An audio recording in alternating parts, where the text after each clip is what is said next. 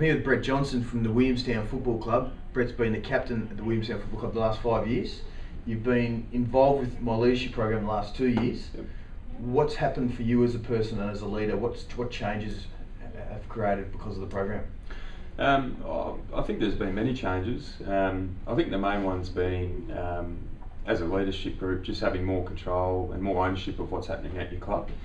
And I think as captain, I think you sort of have to get the most out of your leadership group, and I think I wasn't doing that prior to the program.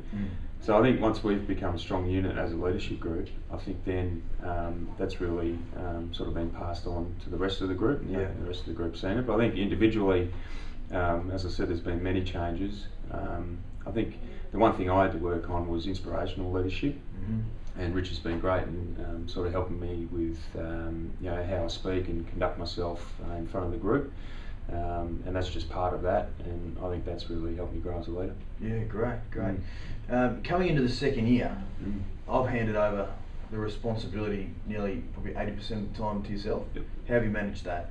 I think it's been a great step. Obviously in the first year of the program, you had to come along and put things in place, and I think the fact the guys, we've been able to really drive in the second year of the program, I think everyone's benefited. We brought in 3 new leaders into the program this year, and as I said, we've taken ownership of that. And as I said, we really drive the agenda each week. We have someone that takes down the minutes of the meeting and circulate it around later in the week. So I think just really driving the agenda and pushing for things that we want to implement for the club. Yeah, good. And the entire group, I mean, you've obviously fast-tracked the leadership group. How's it affecting the whole group?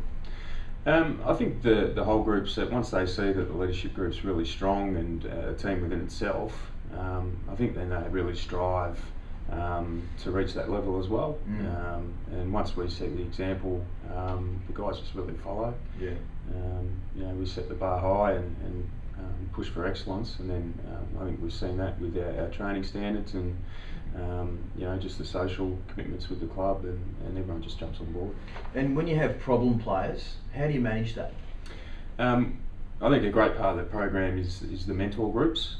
So each leader having 4 or 5 guys that they really sort of look after and establish really close relationships with is really important, and it helps with things like that. Because once you've got a relationship with that player and an issue comes up, it's much easier to deal with if you already have a strong relationship with that person.